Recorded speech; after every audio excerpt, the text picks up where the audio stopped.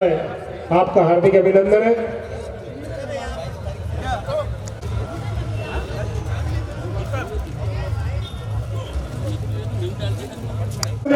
हमारे सभी कविगण हमारे बीच में आते जा, हमारा निवेदन है, बहुत अच्छा माहौल आज हम सबके बीच में गणों के साथ में शब्दों से आग लोग बैठते जाए।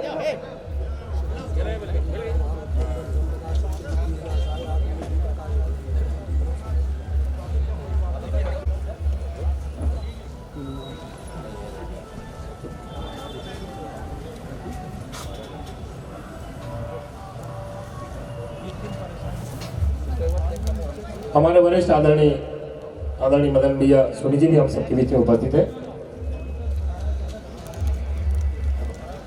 हेलो हेलो,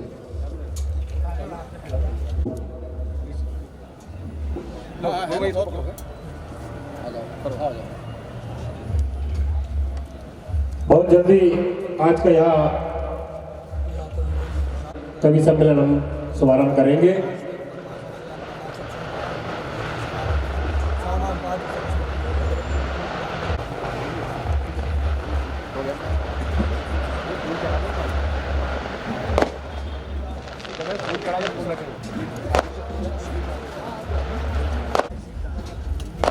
कविगण हम सबके बीच में उपस्थित है और देश ही नहीं पूरी दुनिया के अंदर अपना लोहा मनवाने वाली श्रीमती इंदिरा गांधी जी की स्मृति में और हमारे नेता, हम सब के नेता, इस प्रदेश और देश के नेता और पूर्व मुख्यमंत्री आदरणीय कमलनाथ जी के जन्मदिन के अवसर पर इस कवि सम्मेलन में उपस्थित हमारे भाई और विगत कई वर्षों से हम सब लोगों के बीच में माननीय कमलनाथ जी के हर आयोजन में हम सब लोगों के साथ कंधे से कंधा मिलाने वाले दिल्ली से आए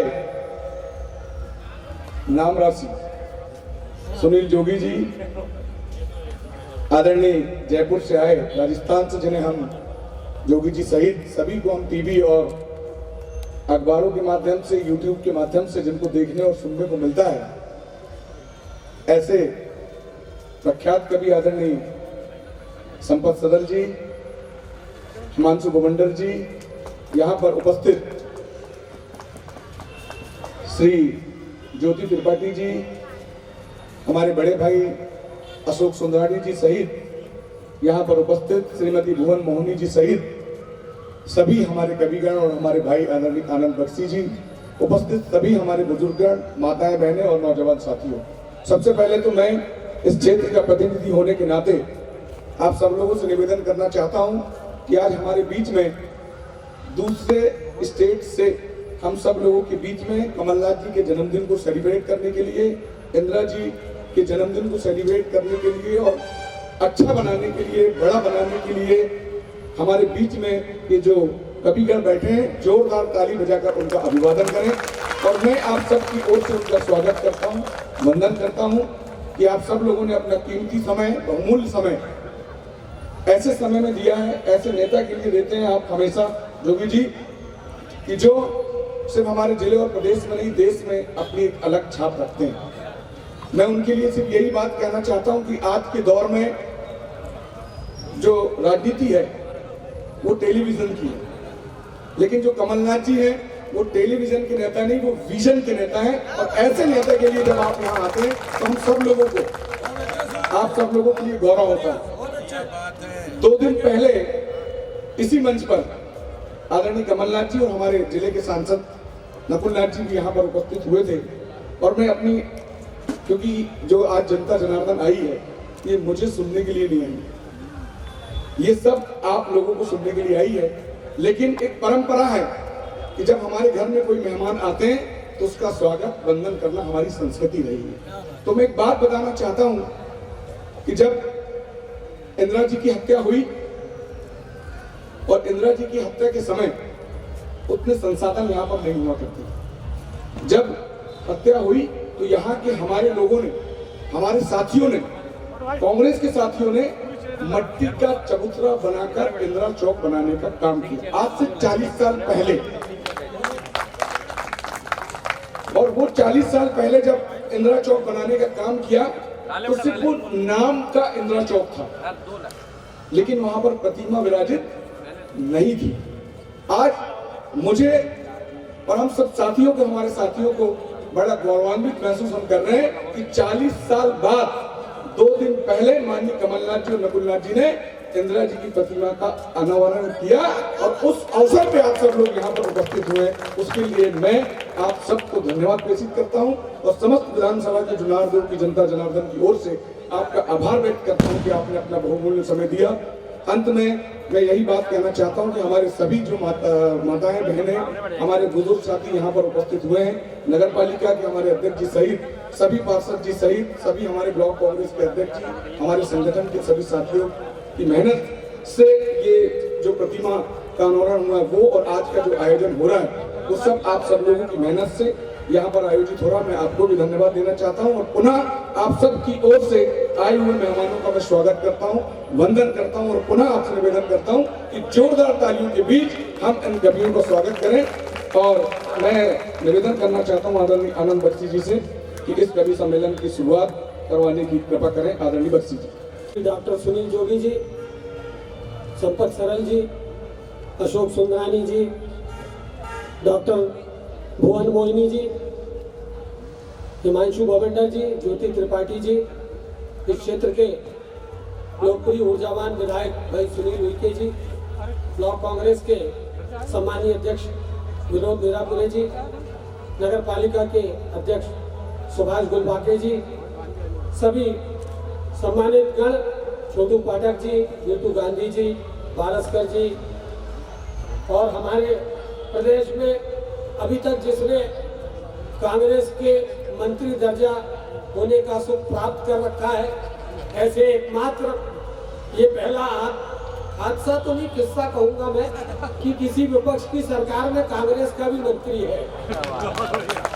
तो गुरुचरण खरे जी, सतीश नारायण शुक्ला जी, मदन सोनी जी, अशोक विश्वकर्मा जी, बाबा भाई, हमारे अंजुमन इस्लाहुल मुस्लिमीन के पूर्व सदर गुलाम मोहम्मद साहब, सभी पत्रकार बंधु, महिलाएं, हमारी सभी बहनें, माताएं, नौजवान साथी, युवक कांग्रेस के अध्यक्ष भाई लोकेश धुर्वे जी सहित सभी सेवा दल के अध्यक्ष जी, सभी एनएसयूआई के अध्यक्ष जी, क्षेत्रीय अध्यक्ष जी, सभी नगर पालिका के पार्षदगण, जनपद के सदस्यगण, जिला पंचायत के सदस्यगण और सम्मानित सभी काव्य प्रेमी श्रोताओं। भैया ये एक तो हमिंग भी मार रहा है और थोड़ा सा रिबाउंड ज्यादा आ रहा है, कोई बात नहीं, बिना डरे करोगे तो बढ़िया कर लोगे। गंजरा जाओगे तो जो आता है वो भी भूल जाओगे। बढ़िया, बहुत आनंददायी है ना। आज बड़ा मन प्रसन्न है। आज के दिन का क्या कहना, कार्तिक माह समाप्त हो रहा है, पूर्णिमा जा रही है, चंद्रमा पूरा है, लेकिन दिल्ली के अहंकार का सूरज डूब गया।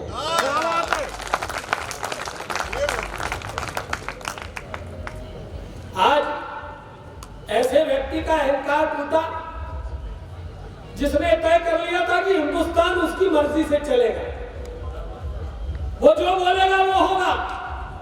ये किसी सियासत का मंच नहीं है, लेकिन कविता का स्वभाव मूलतः सत्ता विरोधी होता है और कविता ही है जो जब सत्ता मतवाती है, जब सत्ता नशे में धुत हो जाती है, जब सत्ता अहंकार में चूर हो जाती है, तो उसको रास्ते पर लाने का काम अगर कोई करता है तो वो काव्य है, कविता है, साहस है कविता में। कविता ललकारती है, कविता चुनौती देती है। कविता की निष्ठा सिंहासन के प्रति नहीं होती, कविता की निष्ठा प्रजा के प्रति होती है और कविता प्रजा धर्म का पालन करती है। और हमारे शास्त्र कहते हैं, हमारे सब विद्वान कहते हैं कि जो प्रजा धर्म का पालन करता है वो सच्चा शासक है। और निश्चित रूप से आज ये कविता का मंच सजाया गया है। आज मैंने कहा, मुझे हमारे मध्य प्रदेश की माटी के बहुत बड़े कवि हैं दुष्यंत कुमार जी, उनकी पंक्तियां याद आती है कि कहीं पे धूप की चादर बिछा के बैठ गए, कहीं पे धूप की चादर बिछा के बैठ गए, कहीं पे शाम को सिरहा लगा के बैठ गए, दुकानदार तो मेले में लुट गए यारों, तमाशबीन दुकानें लगा के बैठ गए। और लहू लुहान नजारों का जिक्र आया तो, लहू लुहान नजारों का जिक्र आया तो शरीफ लोग उठे, दूर जाके बैठ गए। खड़े हुए थे अलावों की आंच लेने को, खड़े हुए थे अलावों की आंच लेने को, तमाम अपनी हथेली जला के बैठ गए, कहीं पे धूप की चादर बिछा के बैठ गए। ये मध्य प्रदेश की माटी का कवि कहता है। क्या साहब, क्या परिदृश्य है, क्या हो रहा है? हम लोग सब मौन है, चुप है, हमको बोलना पड़ेगा, हमको मुखर होना पड़ेगा, क्योंकि देश हम सबका है। देश का मतलब सिर्फ पहाड़, नदियां, बाउंड्री वाल नहीं होता, सीमाएं नहीं होती।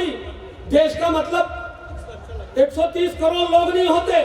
देश का मतलब होता है वहाँ की संस्कृति, वहाँ की सभ्यता, वहाँ का पहनावा, वहाँ की भाषा, वहाँ के संस्कार, वहाँ के पूजा पाठ, धर्म के लोग, ये सब अगर कहीं हिंदुस्तान में है तो हमारे हिंदुस्तान में इससे अच्छा कहीं देखने नहीं मिल सकता।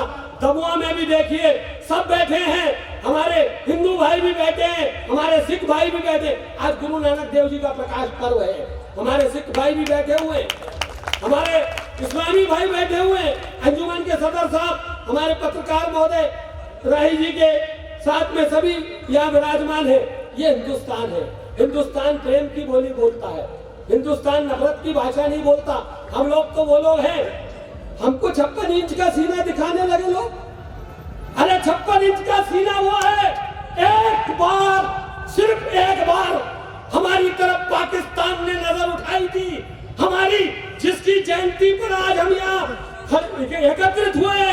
इंदिरा गांधी ने पाकिस्तान के पैर पर, छाती पर पैर रखा और चीर के 2 टुकड़े कर दिए, बांग्लादेश बना दिया। ये 56 इंच का सीना है। ये 56 इंच का सीना नहीं है कि यशोदा बहन गली गली घूम रही है और ये अपना दिल्ली में टेंडिया रहा। ये नहीं 56 इंच का सीना। ये 56 इंच का सीना इंदिरा जी का था, जो करके दिखाया। आप पोल बैठ के, आज उनकी जन्मशती का 102वां वर्ष है। और सुनील भाई, आपको बता दूं कि इंदिरा गांधी जी की जन्मशती पर जो अखिल भारतीय कांग्रेस कमेटी ने समिति बनाई, माननीय कमलनाथ जी उस समिति के अध्यक्ष है। मैं दमुआ वालों को बधाई देना चाहता हूं कि आपने ऐसा अद्भुत काम किया कि पूरे जिले के लिए आप उदाहरण बन गए। आपने एक नजीर पेश कर दी पूरे जिले के लिए। आपने इंदिरा जी की प्रतिमा को स्थापित करके पूरे जिले को संदेश दिया कि अगर कहीं एकता अखंडता की बात है, अगर कहीं बलिदानियों की याद की बात है, अगर कहीं भारत माता की अस्मिता को बचाने की बात है, अगर कहीं कांग्रेस के मूल्यों को जीवंत रखने की बात है, तो वो दमुआ है, दमुआ के विधायक है, दमुआ की पूरी पार्टी ने आपको, मीरापुरा जी सहित सारे लोगों को बधाई देना चाहता हूं। आपने ऐसा अद्भुत काम आज किया। एक तरफ हम लोग हैं, हम क्या कहते हैं? हम कहते हैं भाई मिलजुल के रहो। इसमें क्या गलत है जी? कौन सा धर्म कहता है मिलजुल के मत रहो? मुझे बताइए। आप उठा लीजिए कुरान पाक को, आप बाइबल को उठा लीजिए, गुरुवाणी को उठा लीजिए, हमारे वेदों को उठा लीजिए, सब कहते हैं मिलजुल के रहो। कौन कहता है? कौन सा? देखिए, बहुत कम समय में मैं अपनी बात कहना चाहता हूं, क्योंकि हम एक विचारधारा के पोषक लोग हैं। हम विचारधारा हैं, हम व्यक्ति नहीं है। हमारे यहाँ राम की लड़ाई रावण से होती है, राम की लड़ाई कभी पैगंबर साहब से नहीं हो सकती, राम की लड़ाई ईसा मसीह से नहीं हो सकती। धर्म की लड़ाई जब भी होगी अधर्म से होगी, धर्म की लड़ाई कभी धर्म से नहीं हो सकती। लेकिन दुर्भाग्य हिंदुस्तान का कि आज ऐसा शासक तख्त पर बैठा दिल्ली के जो धर्म को धर्म से लड़ाता है, उसके पीछे ऐसे तत्व हैं जो नागपुर के केशव कुंज में बैठ करके षड्यंत्र करते हैं और धार्मिक भावनाओं को भड़काकर आपके यहाँ भी भड़काई जाती है, हमारे आपके बीच खाई खोदने का काम करते रहते हैं। बांटने वाली हवा, बांटने वाली हवा जब तक मौजूद है, हम गले मिलते रहे, फासला मौजूद है। बांटने वाली कोई भी हवा जब तक मौजूद है, हम गले मिलते रहे, फासला मौजूद है। हमको समझना पड़ेगा, क्योंकि हमको एक ऐसा व्यक्ति मिल गया जो झूठ बोलता है, 15 लाख दे देंगे। साहब मैं तो बिल्कुल गदगद हो गया। क्या मैं जन्म से कल का आदमी हूँ, पैसे ढेले रहते नहीं मेरे पास। जैसे ही मैंने सुना ग्रुप 15 लाख आने वाले, तो मैंने एकदम, अच्छा मेरी साली मेरे को बड़े हिराकत की नज़र से देख रही थी कि कैसा पक्का जीजा है, कहाँ बहन दे दी है, कुछ है नहीं इसके पास, एक स्कूटी एक्टिवा से घूमता है। साहब 15 लाख की मौलाना साहब सदर साहब जैसे ही 15 लाख की बात सुनी, मैं आपको बता नहीं सकता, मैंने साली को बोला फालतू बात मत कर, मारुति आ रही है डिजायर, बोले कहाँ से लाओगे, ढाका डाल दी, मैं नहीं 15 लाख आने वाले खाते में। साहब 15 लाख के खाते में सपने देख डाले, फिर आया फरमान की खाता खोल लो, मैंने खाता भी खोल डाला। एक दिन आया फरमान कि साहब 15 लाख तो डले नहीं, आपने खाते में ट्रांजैक्शन नहीं किया इसलिए 80 रुपए कट गए।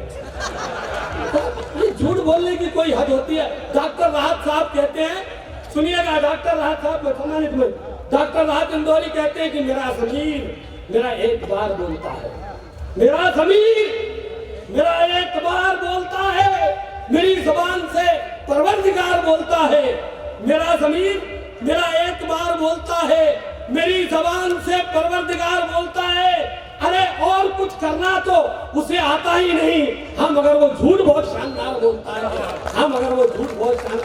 है, कवि सम्मेलन का माहौल है, हंसने हंसाने के माहौल में आ जाइए, आनंद कीजिए। आज की रात माननीय कमलनाथ जी के जन्म दिवस का सिलसिला है और सुनील भाई क्या खूबसूरत बात की है आपने कि बेटे के जन्मदिन पे माँ की प्रतिमा लगवाई। बेटे के जन्म, क्योंकि इंदिरा गांधी जी ने छिंदवाड़ा में 13 दिसंबर 1979 को शुक्ला ग्राउंड के एक कोने से संबोधित करते हुए कहा था कि मैं अपना तीसरा पुत्र कमलनाथ आपको दे रही हूं, इसको संभाल के रखना। तो आपने वो काम किया है कि एक बेटे के जन्म, मुझे कमलनाथ जी के जो भावना है उनका एहसास होता है, कैसा लगा होगा उनको कि जब, क्योंकि वो मम्मी कहा करते थे इंदिरा जी को, मैंने फोन पर बात करते सुना, मैं सौभाग्यशाली लोग हूँ, उन लोगों में से हूँ जिन्होंने उनको फोन पर इंदिरा जी से बात करते सुना, वो मम्मी कहते थे। आज उनकी प्रतिमा उनके जन्मदिन पे आपने लगाई, बहुत शानदार काम हो रहा है। हमारे हिंदुस्तान की बहुत प्यारी सुबह थी, संस्कार लोग बात करते हैं। पहले मंदिरों से हमारे आरती की आवाज ओम जय जगदीश हरे की आती थी, मस्जिदों से अल्लाह अकबर की अजानें गूंजा करती थी, गुरबानी से शब्द सुनाई देती थी, सुबह इतनी प्यारी होती थी, लोग राम राम करते थे। आजकल सुबह इतनी प्यारी होती है कि गाड़ी वाला आया घर से कचरा निकाल, हे भगवान, ये रामराज्य है। इतनी प्यारी सुबह को आग लगा दी तुमने, सिर्फ खुद का एक मामला पूरा करने के लिए, अरबों खरबों रुपए का घोटाला करने के लिए हिंदुस्तान की सुबह को आग लगा दी। जिधर देखो उधर कचरा, तो जब सुबह से कचरा आएगा तो दिन भर कचरा ही निकलेगा। अच्छा, पहले के बुजुर्ग अच्छा निकालते थे, इसलिए। और क्या काम क्या है, शौचालय बनाओ, शौचालय बनाओ, शौचालय बनाओ। जल्दी अपना स्थान लूंगा, 4 पंक्तियां शौचालय पे की सुख से मैं स्वर्गीय शिवशंकर शुक्ल लाल जी का जिक्र करूंगा।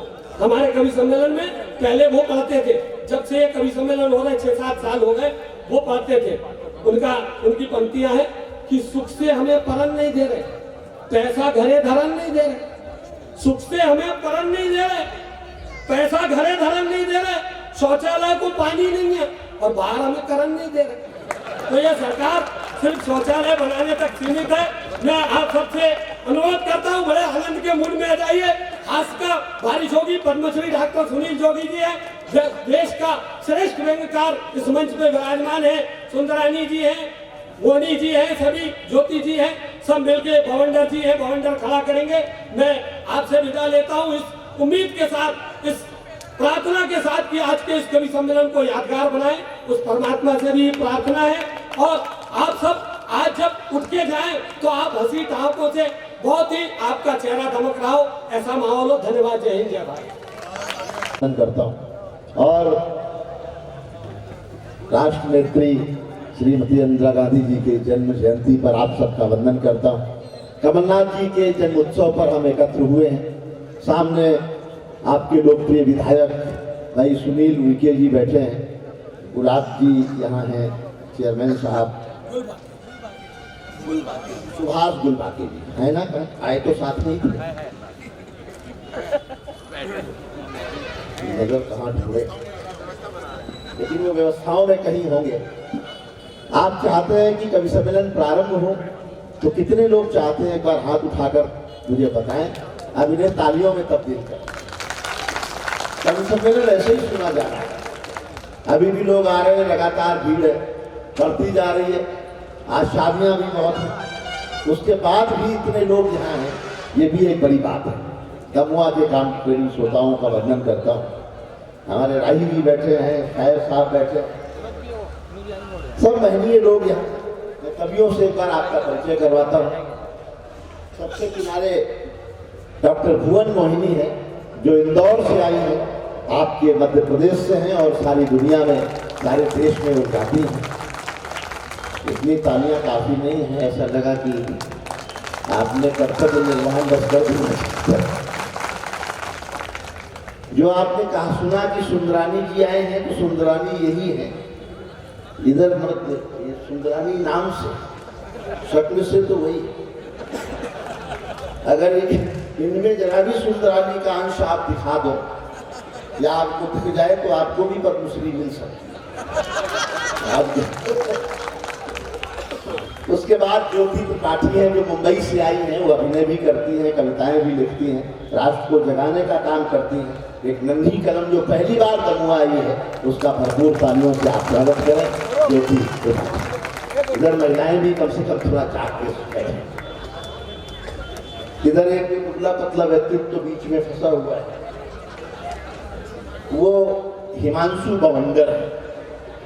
हालांकि इन्हें हिमांशु खंडहर भी कहा जा सकता है, लेकिन ये उज्जैन से आए हैं, महाकाल की नगरी से, जो कंकाल प्राप्त हुआ है। ऐसा लग रहा है कि महाकाल का बिल्कुल प्रसाद इनके तक पहुंचा नहीं, तो आपकी तालियां इनके लिए बहुत मीठा का काम कर सकती हैं। भरपूर तालियों से हास्य के अद्भुत कवि का भी स्वागत करें। उसके बाद संपत सरल यहाँ है, जो जयपुर राजस्थान से है। व्यंग्य की परंपरा का एक बड़ा नाम हिंदुस्तान में, सारी दुनिया में वो बन चुके हैं। और फिर मैं कहता हूँ कि ये स्वागत जैसी तालियां लगती नहीं है। जब भी कवि का नाम लूँ तो सबके हाथ एक साथ तालियों में तब्दील हो जाने चाहिए। तमाम माध्यमों से वो आपके पास तक पहुँचते हैं, और जिस बेबाकी से, जिस हिम्मत से वो व्यंग लिखते हैं, वो शरद जोशी और शंकर परसाई की परंपरा के व्यंग्यकार हैं। मैं उनका स्वागत करता हूँ। दमुआ आज उनको सुनेगा, इतने बड़े व्यंग्यकार को। उसके बाद आदरणीय हमारे सबके सरपरस्त मित्र, मार्गदर्शक, शुभचिंतक और शानदार वक्ता, आपके बड़े पदाधिकारी आनंद बख्शी जी, जिनका परिचय देने की मैं समझता नहीं कि कहीं कोई आवश्यकता है। पूरे छिंदवाड़ा में, पूरे मध्य प्रदेश में लोग उनको जानते हैं, और कविताएं इतने लोगों को याद है, ये भी अद्भुत है। इतना ओजस्वी भाषण वो देते हैं, उनका भी मैं स्वागत करता हूँ। और सबसे किनारे सतना से अशोक सुंदरानी, जो हास्य के बिल्कुल जादूगर हैं, लाफ्टर चैलेंज में आए। यहाँ भी आपने उन्हें सुना होगा। मुझे बता रहे थे जब तक घर नहीं जाता पत्नी खाना नहीं खाती। मैंने कहा बड़े सौभाग्यशाली हो, आजकल ऐसी पत्नियां कहाँ मिलती हैं। बोले ऐसी बात नहीं है, जाता हूँ, बनाता हूँ, तब खाती। तो ये सब आनंद के लिए आए हैं, दमुआ में आए हैं। इंदिरा जी पर मैं कुछ 4 पंक्तियां जो मैंने आज लिखी और सुनील जी को भी भेजी, माननीय कमलनाथ जी को भी भेजी, वो आपको सुनाना चाहता हूँ। बिल्कुल ताज़ा पंक्तियां सुनाता हूँ। कुर्सियों की व्यवस्था बन रही है, बनती जाएगी। आपने भी संचालन बहुत अच्छा किया, बहुत धन्यवाद आपका। हाँ, विनोद जी हैं, मैं जानता हूँ, नाम पता ही है। विनोद जी अगर हम लोग ना आते तो पूरी रात अकेले विनोद जी निकाल सकते। विनोद जी ने इंदिरा जी पर पंक्तियां पढ़ता हूँ और उनकी याद 4 पंक्तियों में उनके व्यक्तित्व को आपके सामने रखता हूँ। कि नाम इंदिरा गांधी था, वो भारत की कल्याणी थी। कोई हाथ खामोश न रहे। कवि सम्मेलन ऐसे नहीं सुने जाते जैसे आप सुन रहे हैं। बच्चा ताली बजा रहा है, पिताजी नहीं बजा रहे। कि नाम इंदिरा गांधी था, वो भारत की कल्याणी थी। नाम इंदिरा, पीछे वालों आप इसी प्रोग्राम में आ जाओ। नाम इंदिरा गांधी था वो भारत की कल्याणी थी। नाम इंदिरा गांधी था वो भारत की कल्याणी थी। पाक के 2 टुकड़े कर डाले वो ऐसी वरदानी थी। पाक के 2 टुकड़े कर, और 2 पंक्तियों पर हाथ उठाएं आपके, कि पाक के 2 टुकड़े कर डाले वो ऐसी वरदानी थी। अपने रक्त की बूंद आखिरी तक इस देश को दे डाली। दुर्गा कहा अटल जी ने, पर वो साक्षात भवानी थी। दुर्गा कहा अटल जी ने, पर वो साक्षात, एक ऐसा व्यक्तित्व जिसने दुनिया को ये दिखा दिया कि भारत की नारी कितनी संकल्पवान, कितनी शक्तिवान होती है। हम उनकी जन्मशती और उन्हें याद कर रहे हैं, ये अच्छा अवसर है। मैं सबसे कहना चाहता हूँ सुनील भाई, हम लोग बहुत बड़ी भीड़ में कविता पढ़ने के आते हैं। संपत भाई राजस्थान से आए हैं, 1-1 लाख लोग होते हैं, कोटा दशहरा, बड़े बड़े कार्यक्रम होते हैं। लेकिन मैं एक टिप्पणी आपके बीच करना चाहता हूँ दमोह के लोगों, जब हम भारी भीड़ में कविताएं पढ़ते हैं, बहुत भीड़ होती है, तो ऐसा लगता है जैसे हम कौरवों के सामने कविताएं सुना रहे हैं। कौरव संख्या में अधिक थे, लेकिन जब यहाँ लोग कम हैं और मन से बैठे हैं, तालियां भी कहने से बजा देते हैं, शरीफ लोग, अच्छे लोग, तो ऐसा लग रहा है जैसे हमें पांडवों के सामने कविताएं पढ़ने का मौका मिला। इससे ज्यादा चर्चा गिरी मैं आपकी कर नहीं सकता। हंसना आपको है, आनंद आपको लेना है। थोड़ी देर में ये वातावरण ठीक हो जाएगा, कुर्सियां भी लग जाएंगी, फिर उसके बाद सब लोग आ भी जाएंगे। मैं प्रारंभ करना चाहता हूं, खिलखिलाती जिंदगानी चाहिए, काबू में ऐसी रवानी चाहिए, सारी दुनिया अपनी हो जाती है, बस एक उसकी मेहरबानी चाहिए। मैं दिल्ली रहता हूं, राजनीति को बहुत नजदीक से देखता हूं, सत्ता पक्ष को भी और विपक्ष को भी। तमाम सारी घटनाएं घटती हैं। मेरी बारी जब आएगी तो मैं उनसे आपको जोड़ूंगा। शुभकामना की कुछ पंक्तियां पढ़ता हूं और चाहता हूं कि पहले कवि को आपके बीच बुलाया जाए।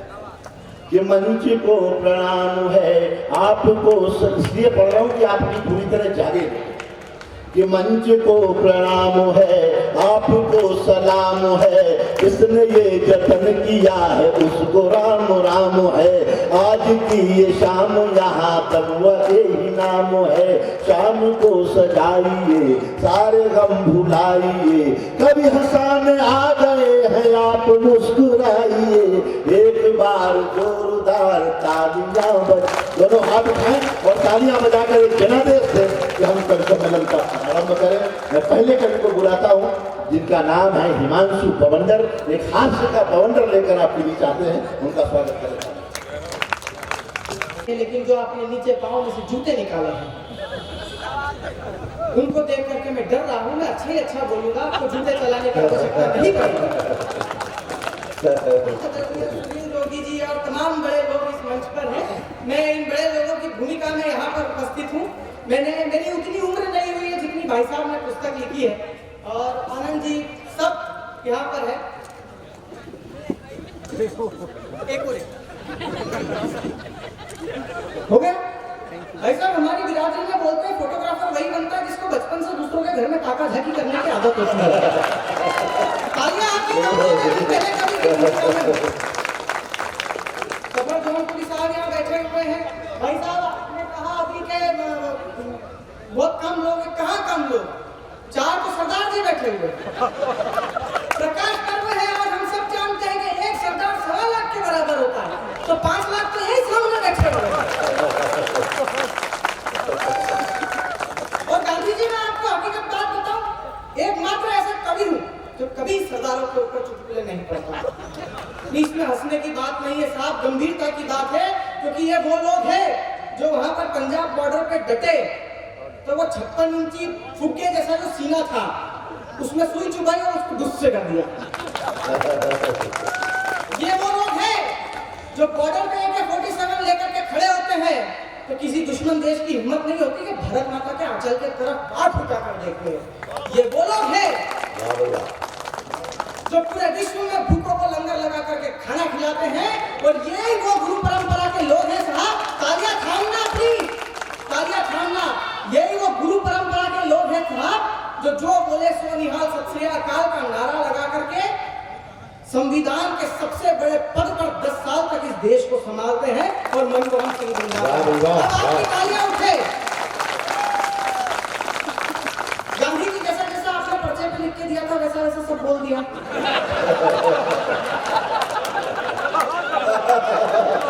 जोरदार तालियां आपको चाहिए, उसमें आ जाइए। भोजन आपने मेरे को दे ही दिया और इसके एवज में जो 2100 अलग से तय हुए थे। और आज मालूम पड़ा कि जो नाम राशि होती है ना उसका मतलब सुनील नाम के हर व्यक्ति खूबसूरत होते हैं। सुनील शेट्टी, सुनील जोगी, विधायक महोदय मैंने जीवन में इतना हैंडसम विधायक नहीं देखा।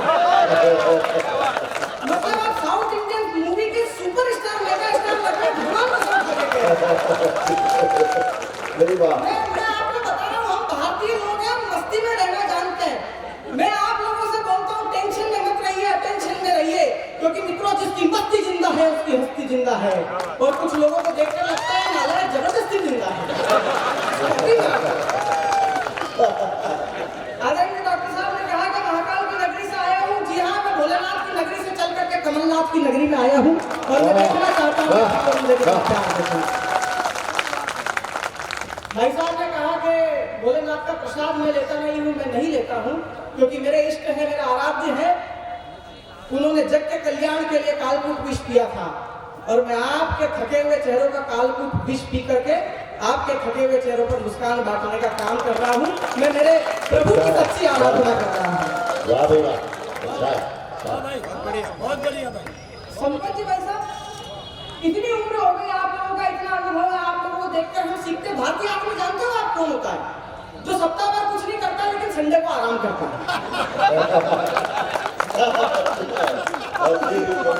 भारतीय आदमी की खूब है। हम जहाँ जाते हैं और हमारी जो आदत पड़ जाती है ना, वो हमारी दिनचर्या में शामिल हो जाती है। बहुत से लोगों को फिल्मी डायलॉग बोलने की आदत होती है। रिश्ते में तो हम तुम्हारे बाप होते हैं। एक लड़के ने यही बात अपने बाप को बोली, उसके बाप ने आधी रात को लात मार के निकाला घर से। फिर भी उसका फिल्मी बुखार नहीं उतरा। सड़क पे चलते चलते गाने गाने लग गए, अंधेरी रातों में सुनसान। मतलब बहुत से लोगों को धमकी देने की आदत होती है, वो अजीब प्रकार की धमकी देते हैं हर बात पे। तू जानता है मेरा बाप कौन है? तू जानता है मेरा बाप कौन है? वो नशे में उसने अपनी माँ को ही बोल दिया, तुम जानती हो मेरा बाप कौन है? उसकी माँ ने भी बाल पकड़ के हिलाया, बोला नालायक, मैं ही जानती हूँ कि तेरा बाप कौन है। अभी कुछ दिनों से मुंबई रहने लगा हुआ सिस्टम है कि आप ऑटो में 3 से ज्यादा पैसेंजर नहीं बिठा सकते। अपने दमोह, जुन्नारदेव, छिंदवाड़ा 3 और ड्राइवर की सीट पे 4 बैठे होते हैं और वो ड्राइवर बैठा है ऐसे। अच्छा, उसकी इतनी आदत हो जाती है कि जब उसके ऑटो में कोई भी नहीं बैठा होता है।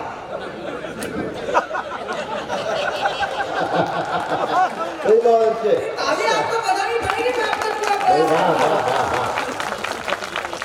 तो शादियों का सीजन चल रहा है, इस ऑटो ड्राइवर की वीर की शादी हुई तो रिसेप्शन पे जो सिंहासन लगे हुए थे दुल्हन एक तरफ बैठी हो रही है,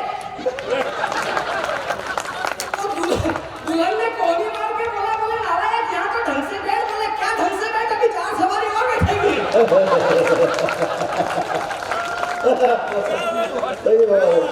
और हम बहुत भोले लोग होते हैं साहब, हमें देश धर्म के नाम पे लड़ाया जा रहा है, पर विधायक बहुत भोले लोग होते हैं।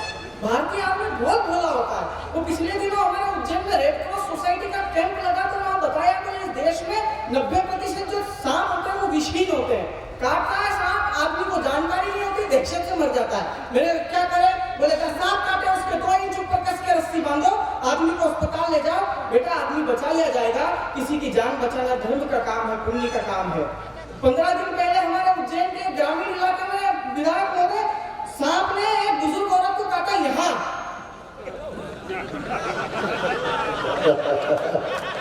मेरे का धर्म कमाओ, मेरे 2 इंच ऊपर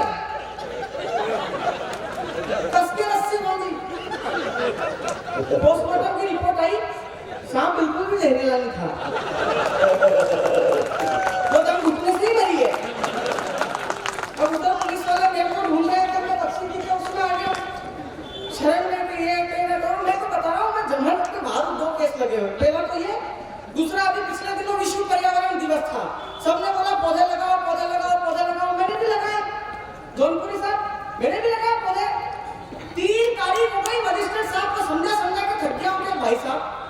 गांजे का पौधा भी तो पौधा ही होता है।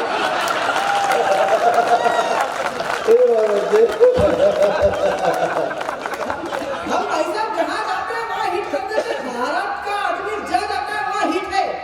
3 इंजीनियर मरे, नर्क में पहुंचे, दरवाजा तोड़ दिया। चित्रगुप्त महाराज का दिमाग खराब, बोले दरवाजा कौन सुधारेगा? बोले 3 बड़े देश के इंजीनियर है, मैं हिंदुस्तान का, ये पाकिस्तान का, ये अमेरिका का, हम सुधारेंगे, एस्टीमेट दो। अमेरिका वाले ने एस्टीमेट दिया, बोले 6000 रुपए लगेंगे सर, 2000 की लेबर, 2000 का मटेरियल, 2000 मेरे। बोले ठीक है। पाकिस्तानी से पूछा, बोले 12000 लगेंगे। बोले कैसे? 4 की लेबर, 4 का मटेरियल, 4 मेरे। हिंदुस्तानी खड़ा, बोले आप कितने में सुधारोगे? बोले 32।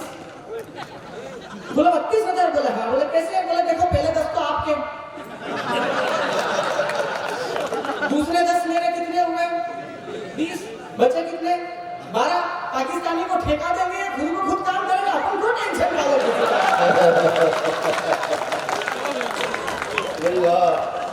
आप भारतीय आदमी जानते हो क्या होता है? अभी ठंड चल रही है, भारतीय आदमी इतना चालू होता है कि सुबह सुबह प्रण लेता है, बोला अब रोज टॉस करके नहाऊंगा, हेड आया तो नहीं नहाऊंगा, और मैंने कहा टेल आया तो बोले वापस टॉस कर लेंगे। और मैं आपको एक बात बताता हूँ, आदरणीय वीके साहब, आप संसद में जाकर बैठे, आप सूचना मानव प्रसाधन जो भी मंत्रालय आपको मिले, बहुत अच्छा मंत्रालय मिला, आप मंत्री बने, मेरी शुभकामनाएं आपके साथ। एक काम कीजिएगा सर, केवल एक काम, मैं आपको 3 जानकारी देता हूँ कि एक तो हम आदरणीय कमलनाथ जी का जन्मोत्सव की मना रहे हैं, दूसरा आज इंदिरा गांधी जी का भी जन्मोत्सव है, तीसरा आज प्रकाश पर्व है, चौथा आज झांसी की रानी लक्ष्मीबाई का भी जन्मदिन और इतने सब लोग जानते हैं, यहाँ बैठे हुए हैं, फेसबुक, व्हाट्सएप, ट्विटर चलाते, आओ आओ आओ आओ। आप इतने लोग फेसबुक चलाते हैं, आप देखते होंगे, वीके साहब आप भी आपके सोशल मीडिया पर डालते होंगे विश्व महिला दिवस की बधाई। विधायक साहब क्या आपको मालूम है कि आज विश्व पुरुष दिवस भी है? बस मेरी इतनी इल्तिजा है आपसे कि कुछ हम गरीब लड़कों के लिए भी सोचिए। सरकार योजना चलाती, बेटी बचाओ बेटी बचाओ बेटी बचाओ, हम लड़के नर्मदा जी की बाहों में रह के आए हैं।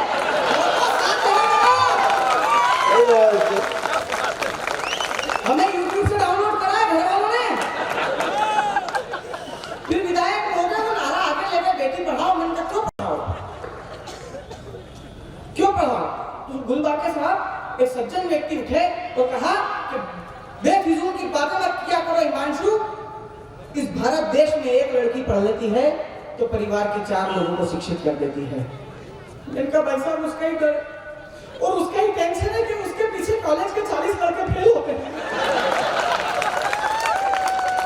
उनकी तरफ किसी का ध्यान नहीं जाता।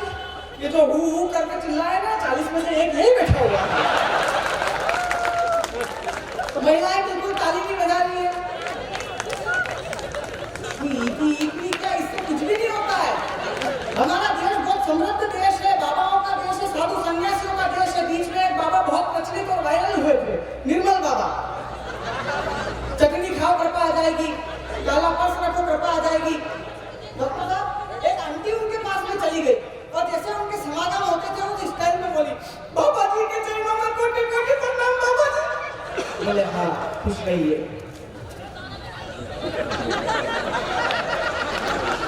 देखो उनकी मोहब्बतें हैं कि बुजुर्ग होकर वो वहाँ से फोटो लेने आए हैं।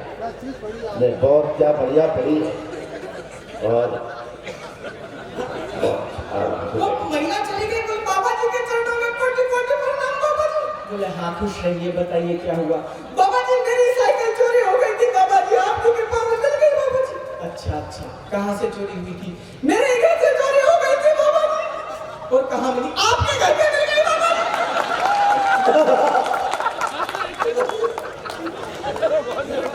मैं बता रहा हूँ आपको, बहुत प्रतापी देश है हमारा, लेकिन मेरी एक पीड़ा है कि पुरुषों को उनका अधिकार मिलना चाहिए, पुरुषों को उनका अधिकार नहीं मिलता है। जो लोग बोलते हैं ना कि हम सड़क पे निकल जाते हैं तो लाशें बिछा देते थे, लाशें, कोरोना में उन्होंने घरवाली के लिए बिस्तर बिछा, सब अपनी घरवालियों से डरते हैं। मैं नहीं डरता, मैं तो ऑर्डर देता हूँ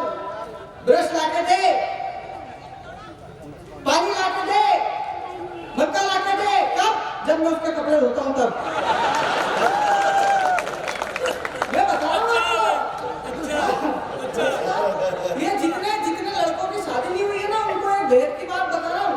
वो मेरी माँ, ये बेलन चकलोटा होता है तो चकलोटे का 3 पाँव होता है, मेरे घर का चकलोटा बिल्कुल टूटा हुआ था, उसका 1 पाँव।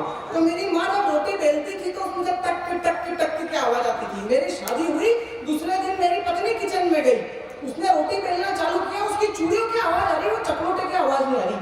मैंने कहा यार इसमें से टक टक की आवाज आती थी, इसमें से आ क्यों नहीं रही? तो बोले देखो जी, मेरे को जीवन में टक टक पटपट बिल्कुल पसंद नहीं है, मैंने इसकी दूसरी दोनों टांगे तोड़ दी।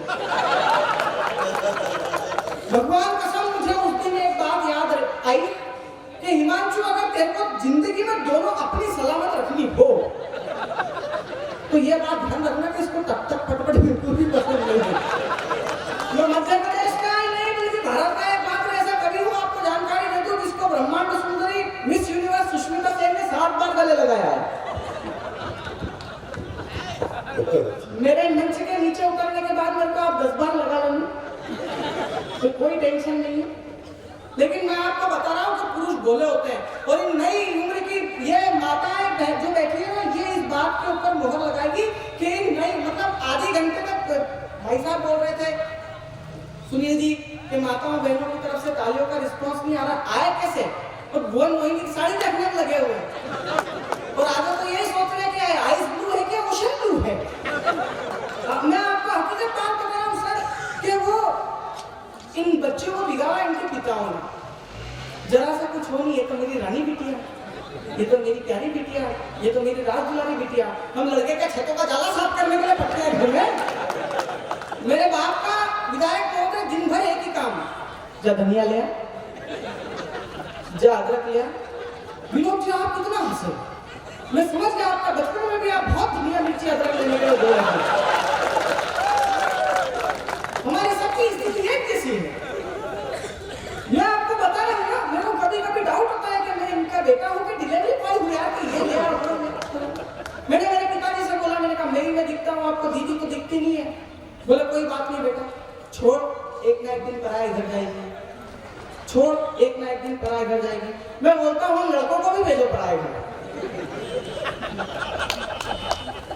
हम भी हमारा टैलेंट बता के आएंगे। दूसरे के घर परिवार की जमी जमाई रंगोली पे पानी कैसे ढोला जाता है, ये हम भी बता के आएंगे। मैं आप लोगों से बोल रहा हूँ मित्रों कि किसी को खुश करने के लिए नहीं, लेकिन अपने अंतर मन को खुश करने के लिए हंसना सीख लीजिए, क्योंकि रोना तो पैदा होते ही आ जाता है। दूसरी बात अगर आपको अच्छी लगे तो तालियों का घनत्व और बढ़ाइएगा, अपने आप को खुश रखना सीख लीजिए, क्योंकि लोगों को खुश रखने के चक्कर में जंगल का राजा शेर भी सर्कस में नाचने लग जाता है। लेकिन मैं एक बात और बता रहा हूं आपको, पुरुष बहुत भूले होते हैं। हम लोगों के साथ अन्याय किया जाता है। लोग कहते हैं कि women are kind hearted, women are soft hearted, ऐसा कुछ भी नहीं है। मुझे तो याद है कि पिछले दिनों एक आंटी इतनी बड़ी टीकी लगा दी थी, मैंने कहा ये 10 का कलदार क्यों चिपका रखा है माथे पे? तो वो बोले माँ कहती थी कि इससे पति की आयु बढ़ती है। थोड़े दिन बाद बिंदी छोटी हो गई। मैंने कहा आंटी क्या हुआ? बीमार हो गए। थोड़े दिन बाद बिंदी और छोटी, मैंने कहा आईसीयू में। थोड़े दिन बाद बिंदी बिल्कुल भारी, मैंने कहा आंटी अब डॉक्टरों ने कह दिया हमको घर ले जाओ, इनके बचने की कोई चांसेस नहीं, पहले मैं परेशान हो गई, मैं क्या करूं, मुझे समझ नहीं। मैंने कहा भगवान सब ठीक करेगा, चिंता मत कीजिए। 15 दिन पहले मुझे दिल्ली में मिली बिंदी, वापस फुल साइज 10 के कलदार जैसी। मैं खुश हूँ क्या? मैंने कहा आंटी बधाई हो, लगता है अंकल ठीक हो गए। बोले काहे के, वो तो कब के निपट गए, मैंने दूसरी शादी कर ली। बचपन से भेदभाव किया जाता है, किसी के घर पे लड़की का जन्म होता है, आप लोग रिश्तेदारों को बधाई देते हो। हाँ महेश बधाई हो, बधाई तेरे घर लक्ष्मी आई है। आपने कभी सुना किसी ने फोन करके बधाई दी हो, रमेश बधाई हो तेरे घर पे भेरू महाराज ने अवतार लिया? हमने क्या नहीं करा किसी का। मेरे छाती में सांप लौटते हैं यार, इतना भेदभाव करते हैं, इतना भेदभाव करते हैं कि बचपन से पढ़ाया भी यही जाता है। मछली जल की रानी है, जो जल में मेंढक, झींगे, मगरमच्छ, केकड़े भी तो होते हैं यार।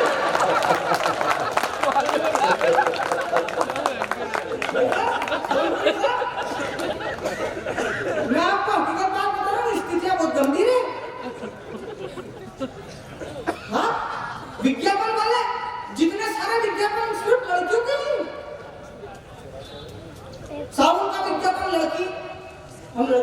नहाते। हम लोगों को साबुन की जरूरत नहीं पड़ती। जितने सारे विज्ञापन आप देखो, पॉन्ड्स का विज्ञापन लड़की, फेयर एंड लवली का विज्ञापन लड़की, लड़कों के नाम पे कौन सा विज्ञापन, एक इतना मोटा पेट लेकर 1.5 उम्र के हम गंजे अंकल आते हैं। इनो काम शुरू सिर्फ 6 सेकंड में। सर सरकार भेदभाव करती है। शासकीय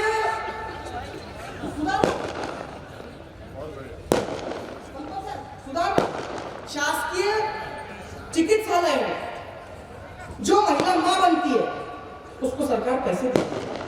बाप को भी कुछ ना कुछ दो, वो भी कुछ ना कुछ बना ही है बेचारा।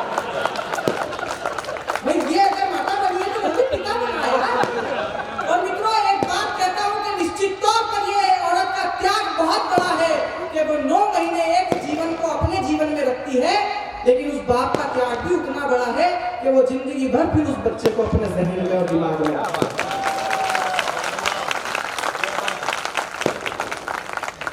मेरे घर पर भी एक बच्ची है और मैं जब उसको देखता हूं तो मुझे लगता है कि हाँ, दुनिया में कहीं लक्ष्मी का रूप है तो इस बेटी में है, मेरी बेटी में है। लेकिन मेरी ससुर की बेटी को देखता हूं तो उसमें चंडाली का ही नजर आती है। पिछले दिनों मेरे ससुर जी का फोन आया, बोले हिमांशु जी क्या कर रहे हो? मैंने कहा सहन। बोले मतलब? मैंने कहा क्या आइटम छोड़ रखा है ससुर? दिन भर छाती पर चढ़ी रहती है। उधर से ससुर जी की आवाज थोड़ी सी इमोशनल हो गई। बोले हिमांशु जी मेरे बारे में सोचो, मैं तो इसकी भी मां के साथ निभा रहा हूँ। तालियां आपके कंधों में मित्रों। बहुत बढ़िया, वाह। लड़कों की पैरवी में खड़ा हो, लड़की से बात करता है बाप। एक आखिरी संवाद आपके बीच में करके अपना स्थान मिला, मुझे निकलना है। अनुराग आदरणीय मंच से इजाजत चाहता हूँ। आप लोगों की सुचिता, आप लोगों की व्यंजना। मित्रों हम सिर्फ ताली इसलिए मांगते हैं क्योंकि ऊर्जा बनी रहे। वो कहते हैं कि सितारों की जगमगाहट अच्छी लगती है, दिल में गम हो तो खुशी की आहट अच्छी लगती है। हम सब भी इसी धरती के इंसान हैं दोस्तों, हमें भी तालियों की गड़गड़ाहट अच्छी लगती है। एक सबसे बड़ा भेद बताता हूँ। आप देखो कि छिंदवाड़ा नागपुर जैसी बख्शी थी, बड़े उसमें खिलौने की दुकान पे एक पिता अपनी 8 साल की पुत्री और 4 साल के पुत्र के साथ में खड़ा है। जब वो बेटी से बात करता है ना, फूल झड़ते हैं। आए आए आए, मेरी गुड़िया रानी क्या लेगी?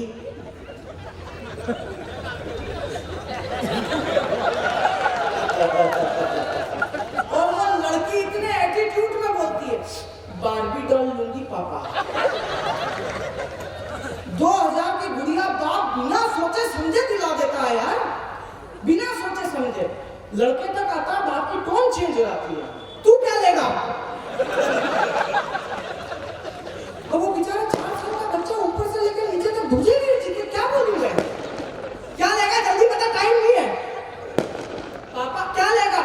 पापा बंदूक दिला देते, मालूम था आतंकवादी औलाद पैदा होती है। इतना भेदभाव हमारे साथ मत करो। हम पुरुष बहुत भूले होते हैं, हमारे बारे में सोचा करो। मैं आपको एक छोटी सी बात और बता देता हूँ। आप तो बात पहुंचे तो आगे से लेकर पीछे तक बता दीजिएगा कि सब पुरुष बैठे हुए हैं और जिनके हाथ खामोश है।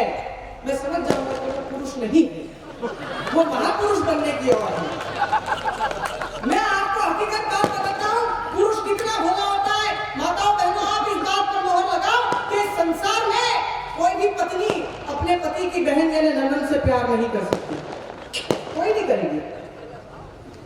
गलत नहीं, सही है।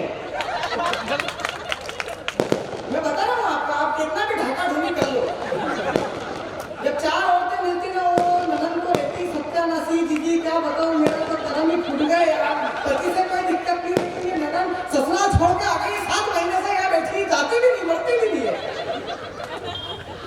कोई पत्नी अपने पति की बहन या ननद से प्यार नहीं कर सकती, एक पति ही होता है। भरपूर तालियां बजा के पाठी नाम है। पहली बार वो यहाँ आई हैं, तो जिस मन से आप सुनेंगे तो उनको याद रहेगा कि वो दमुआ में किस तरह आपने उनको सुना। मेहंदी कुमकुम रोली का त्योहार नहीं होता, रक्षाबंधन के चंदन का प्यार नहीं होता, उसका आंगन हरदम सूना सूना रहता है, जिसके घर में बेटी का होता। बेटा रोकना पड़े तो अच्छा है, जो भी। माँ शादी के श्री चरणों में नमन करती हूँ। आप सभी लोगों का वंदन अभिनंदन करती हूँ और आप सभी के मस्तक पर हिंदी काव्य का चंदन करती हूँ। बजा रहे अच्छी से बजा दीजिए एक बार आदेशित करने का। मैं 4 पंक्तियों से बात शुरू करना चाहती हूँ। मुझे डॉक्टर सुनील जोगी ने बोला कि जितना अच्छे से ये लोग हास्य सुनते हैं, जितना अच्छे से श्रृंगार सुनते हैं, उतने ही ज्यादा अच्छे से देशभक्ति की कविताएं भी सुनते हैं। उन वीर सैनिकों को भी नमन करते हैं जिनकी वजह से हम ये ऐसा उत्सव मना पाते हैं। एक बार मैं चाहती हूँ वीर सैनिकों के लिए, देश के लिए एक बार जोरदार तालियां बजाकर मुझे आदेशित करें। इसलिए ये भी जरूरी है कि आप रानी लक्ष्मीबाई का भी जन्मदिन है और श्रीमती इंदिरा गांधी जी का भी स्वर आपको याद आएगा। जिस तरह से वो पढ़ेंगी आपको लगेगा कि एक वीरांगना जिस तरह से बोलती है वो आपको याद रखिएगा, ध्यान रखिएगा और सुनिए। मैं एक स्वर वहां से उठाती हूँ। आज 2 लोगों का जन्मदिन है और 4 पंक्तियां प्रारंभ करती हूँ, सुनिएगा। सबका ध्यान मिले, मन मिले कि सदा शोले निकलते हैं कलम जब भी चलाती हूँ, सदा शोले निकलते हैं कलम जब भी चलाती हूँ, यहाँ जो सिंह सोते हैं उन्हें जाकर जगाती हूँ। सदा सदा शोले निकलते हैं। अपनी तालियां ठोकिएगा और चौथी पंक्ति पर मुझे बताइएगा। मैं देखना चाहती हूँ कि दमोह के लोग में कितने देशभक्ति के लोग यहाँ पर देशभक्त होते हैं। सुने कि सदा शोले निकलते हैं कलम जब भी चलाती हूँ, यहाँ जो सिंह सोते हैं उन्हें जाकर जगाती हूँ। किसी को राम से मतलब, कोई इस्लाम जीता है, वतन है देवता मेरा, वतन के गीत गाती हूँ।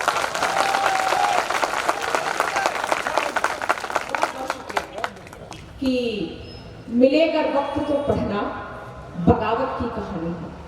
मैं ये स्वर हर बेटी में देखना चाहती हूँ। अभी हास्य की बात करके गए, वो एक हंसी मजाक की बात थी, आपको हंसाने की बात थी, मुस्कान की बात थी, लेकिन बेटियां वास्तव में क्या होती है ये आप सभी ने देखा होगा। मैं आपकी वकालत करना चाहती हूँ, सुनिएगा कि मिले कर वक्त तो पढ़ना बगावत की कहानी हो, मिटाना पाओगे मैं शौर्य की ऐसी निशानी हो। तालियां कमजोर है आपकी, इतनी अच्छी पंक्ति के लिए सुनिएगा कि मिले कर वक्त तो पढ़ना बगावत की कहानी हो, मिटाना पाओगे मैं शौर्य की ऐसी निशानी हूँ। धधकता एक लावा हूँ, कोई छू भी नहीं सकता। धधकता एक लावा हूँ, कोई छू भी नहीं सकता। कभी मैं बंदरी तो कभी झांसी की रानी हूँ, कभी मैं बंदरी हूँ तो कभी झांसी की रानी हूँ। और 4 पंक्तियां मैं इस देश की एकता के नाम पढ़ना चाहती हूँ। बहुत सारे जाति धर्म और मजहब के लोग यहाँ पर बैठे हुए हैं, जो आजकल देश में जो चीजें, जो हालात चल रहे हैं, मैं एक उपाय बताना चाहती हूँ। 4 पंक्तियां सुनिएगा, बहुत सारे लोग ध्यान में सुनिएगा कि कभी भी मजहबों के नाम पर पंगा नहीं होगा, कभी भी मजहबों के नाम पर पंगा नहीं होगा। यकीनन आचरण से व्यक्ति फिर नंगा नहीं होगा। कि कभी भी मजहबों के नाम पर पंगा नहीं होगा, यकीनन आचरण से व्यक्ति फिर नंगा नहीं होगा। अज़ा और आयती मिल जाए आपस में गले तो फिर सियासत नाक चाहे मुल्क में दंगा नहीं होगा। सियासत नाक चाहे मुल्क में दंगा नहीं होगा। और आप सभी की बहुत मोहब्बतें मिल रही हैं, बहुत अच्छे से आप लोग समर्थन दे रहे हैं। सुनिएगा, एक चिंता का विषय रखती हूँ 4 पंक्तियों में, सभी का समर्थन मेरे बहुत शुक्रिया, बहुत आभार। सुने कि लिए फौलाद का सीना अड़ेगा कौन दुश्मन से, लिए फौलाद का सीना अड़ेगा कौन दुश्मन से, बताओ तुम मुझे आगे बढ़ेगा कौन दुश्मन से, तुम्हें तो जाति मजहब की लड़ाई से कहां फुर्सत, बताओ अब यहाँ मिलकर लड़ेगा कौन दुश्मन से। वाह वाह वाह वाह वाह वाह। बताओ अब यहाँ मिलकर लड़ेगा कौन दुश्मन से। और जब देश की गद्दी पर बैठकर, जब ऐसी जिम्मेदार कुर्सी पर बैठकर कोई नेता ये बयान देते हैं, जब सैनिक शहीद होकर आता है और बयान देते हैं, अरे 10 लाख दे तो दिया उनके परिवार वालों को, और क्या चाहिए इनको, ये तो पैदा ही होते मरने के लिए, तब कहीं पीड़ा होती है। और 4 पंक्तियां पढ़ना चाहती हूँ, मैं एक आंदोलन देखना चाहती हूँ, मैं इतनी घनघोर तालियां और समर्थन देखना चाहती हूँ कि मेरी आवाज उस सत्ता तक पहुंचे, एक तमाचे के रूप में लगे। सुनिएगा कि वतन पर मिट गए बेटे कहां से उनको लाओगे, वतन पर मिट गए बेटे कहां से उनको लाओगे, शहादत पर कभी क्या आंख से आंसू गिराओगे, कि वतन पर मिट गए बेटे कहां से उनको लाओगे, शहादत पर कभी क्या आंख से आंसू गिराओगे, और जरा सरहद पे बेटा भेजिए अपना तो देखेंगे। अगली पंक्ति पर मैं देखना चाहती हूँ कि जरा सरहद पे बेटा भेजिए अपना तो देखेंगे कि तब कीमत शहादत की भला कितनी लगाओगे।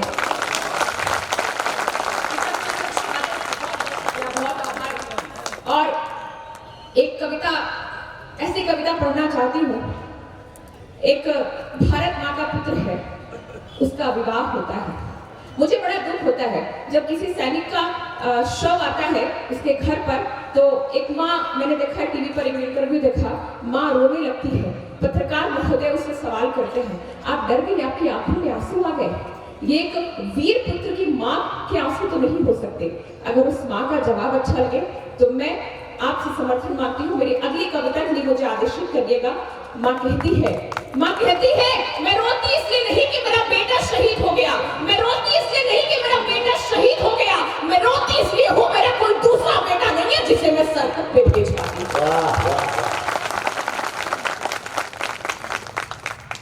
भारत माँ का पुत्र है, उसका विवाह होता है और विवाह की प्रथम रात उसे भारत माँ की रक्षा के लिए जाना होता है। आप सोचिएगा ये पीड़ा उसकी क्या पीड़ा रही होगी। मैंने एक पत्र के माध्यम से संवाद लिखने की कोशिश की है। जो भारत की नारियां हैं उनके दिलों के क्या भाव होते हैं, मैंने इस कविता में बताने का प्रयास किया है। पत्नी इधर बैठी हुई है, पति सरहद पर चला गया है, पत्नी की क्या पीड़ा है, सुनिएगा। आपका ध्यान मिले, विशेष रूप से आप सभी सुने, ध्यान में सुनिएगा कि कैसे तुमको रोकूं सजना, कैसे प्यार जताऊं मैं, कैसे तुमको रोकूं सजना, कैसे प्यार जताऊं मैं, दिल के कोने में क्या रखा कैसे तुम्हें दिखाऊं मैं, रात चांदनी सब तुम्हारे बोलो कैसे खिलाऊं मैं, प्यार भरा कैसे कोई मधुरिम संगीत सुनाऊं मैं, जब मातृभूमि संकट में है तुम्हें कष्ट चुकाना है, ये प्यार मोहब्बत छोड़ तुम्हें अपना फर्ज निभाना है। कि राष्ट्रभक्ति से बढ़कर होता है कोई किरदार नहीं, राष्ट्रभक्ति से बढ़कर होता है कोई किरदार नहीं, बने देश की रक्षा में बाधक ये मेरा प्यार नहीं। इसलिए है प्राणनाथ, इसलिए है प्राणनाथ, मेरी यादों में मत पड़ना, ये मेहंदी वाले हाथ बुला के सिंह सरीखे से लड़ना, जब शत्रु दलों के आगे जाकर के ये शूर लड़ेगा, जब शत्रु दलों के आगे जाकर के ये शूर लड़ेगा, तब संग तुम्हारे सरहद पे मेरा सिंदूर लड़ेगा।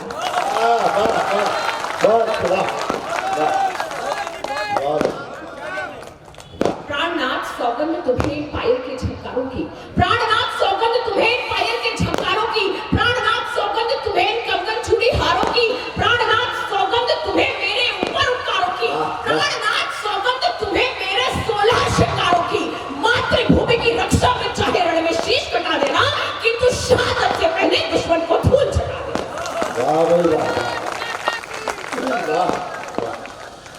क्या जवाब है उस पति का, क्या कहता है पति। अब आप लोगों की वकालत कर रही हूँ, सुनिएगा कि एक पति के मन में क्या भाव रहे होंगे। पत्नी के भाव मैंने कहे, आप सभी ने बहुत समर्थन दिया, बहुत आशीर्वाद दिया।